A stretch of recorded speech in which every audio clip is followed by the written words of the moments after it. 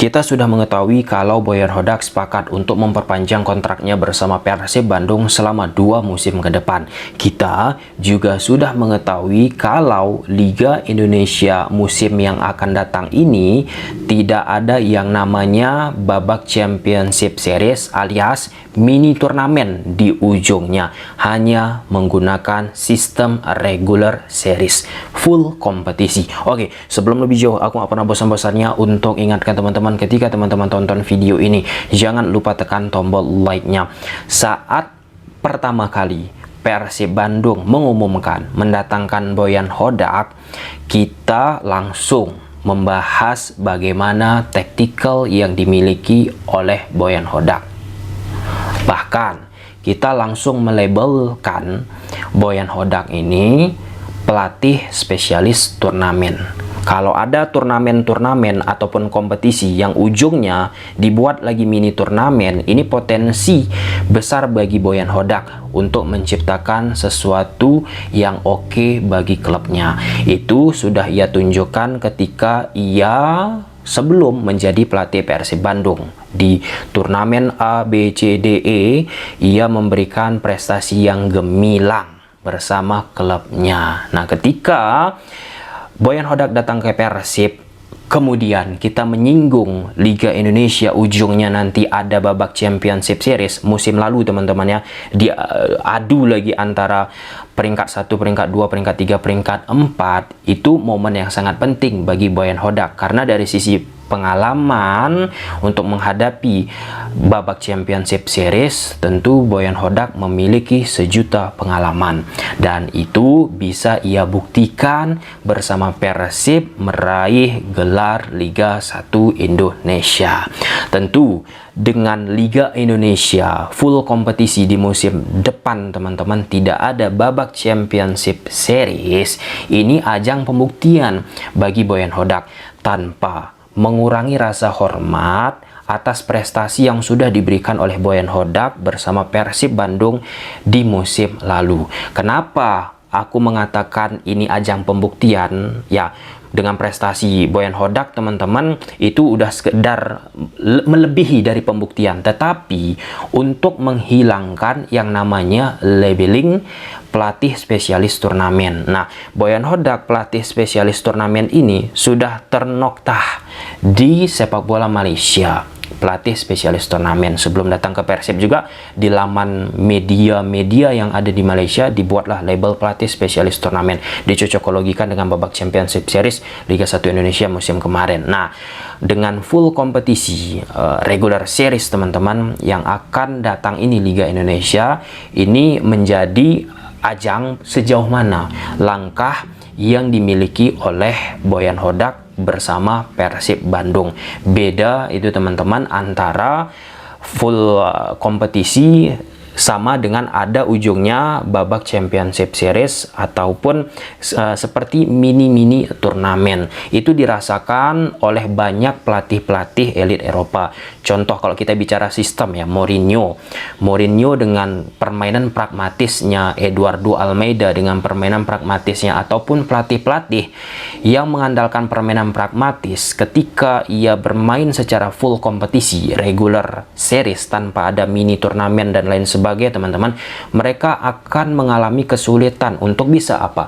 Untuk bisa konsisten dari satu pertandingan kedua, ketiga, keempat, dan seterusnya. Berbeda cerita kalau kita bicara gaya-gaya Mourinho, gaya yang dimiliki oleh Eduardo Almeida ketika mereka mengikuti turnamen alias tidak regular series atau full kompetisi, teman-teman. Nah, dari sisi pendekatan taktik mereka akan capable dengan situasi yang ada di atas lapangan. Nah, tapi ada beberapa poin terlebih dahulu yang perlu kita cermati soal kontrak yang dimiliki oleh Boyan Hodak bersama Persib Bandung. Kita baca dulu apa yang diuraikan oleh manajemen Persib lewat media sosial ataupun website mereka sendiri. Boyan Hodak sepakati perpanjangan kontrak. Manajemen PT Persib Bandung bermartabat resmi menjalin kesepakatan dengan Boyan Hodak untuk lebih lama lagi sebagai pelatih Persib. Sang pengantar gelar juara Liga 1 2023-2024 itu akan tetap di Persib hingga 31 Mei 2026. Pelatih berkebangsaan Kroasia itu bergabung bersama Persib pada Agustus 2023. Persib yang kala itu berada di peringkat 16 klasemen, sementara di bawahnya finish ke peringkat 2 regular series, sekaligus lolos ke Championship Series dan akhirnya mengangkat trofi di podium juara musim lalu. Ini hal yang normal ketika kita baru saja menjuarai kompetisi dan sama-sama mencoba untuk lebih baik lagi di tahun berikutnya, disampaikan oleh Boyan Hodak usai menandatangani perpanjang kontrak di Geraha Persib. Pelatih terbaik Liga 1 musim 2023-2024 itu mengungkapkan bahwa ia tak terbebani dengan target yang diembannya dalam kontrak baru berdurasi 2 tahun tersebut. Kita semua tahu Persib klub besar, baru saja juara, dan tahun depan kita akan bermain di AFC. Target tentu memenangi setiap pertandingan yang kita jalani, tapi maaf, bagi saya itu tak menjadi pressure. Jadi tidak ada beban, tidak ada tekanan. Durasi kontrak ini 2 tahun, dan mari kita lihat saja nanti. Kalau kita bicara sepak bola Indonesia, teman-teman, banyak pada akhirnya klub mengontrak pelatih selama 2 tahun, 1,5 musim, ataupun 3 tahun. Termasuk juga pemain-pemain dikontrak 2 tahun, 3 tahun.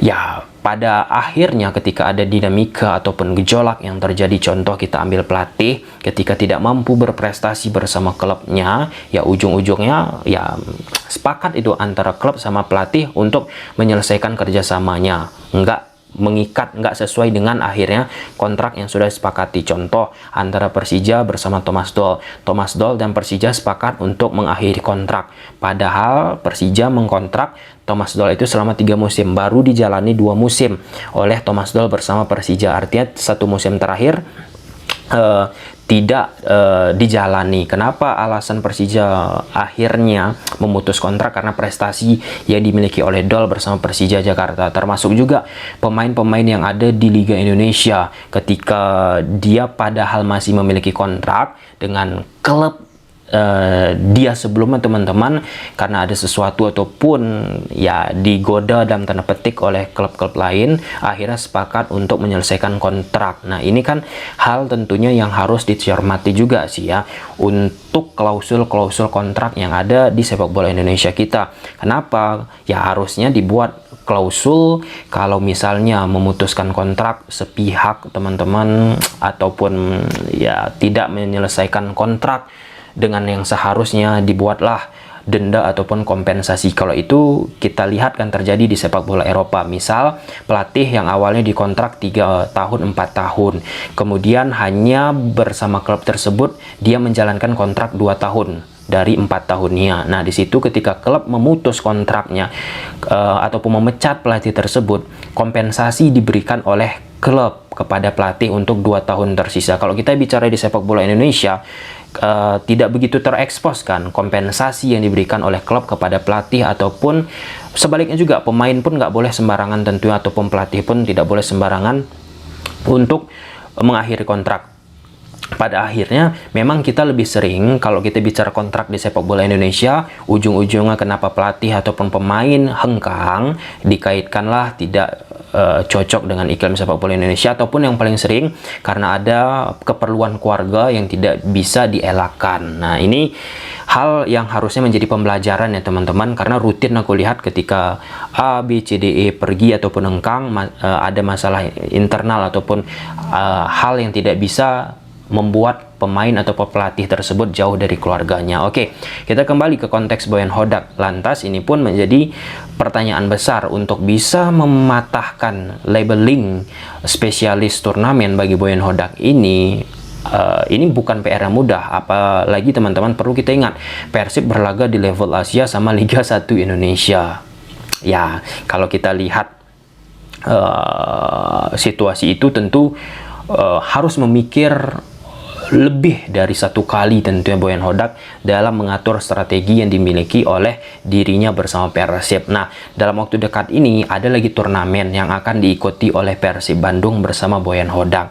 Ya, kalau kita lihat dari sesi preskon ataupun wawancara doorstop yang disampaikan oleh Boyan Hodak sudah kita bahas kemarin teman-teman di Piala Presiden.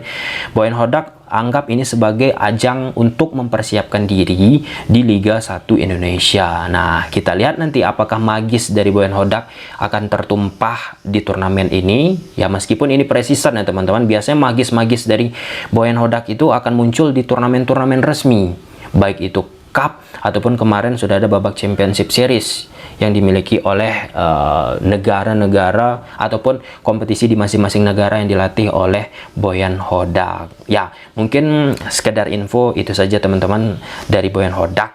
Tentu aku menyaksikan bagaimana magis Boyan Hodak ketika full kompetisi alias regular series yang akan berlangsung di musim depan. Coba silahkan tulis di kolom komentar. Bye.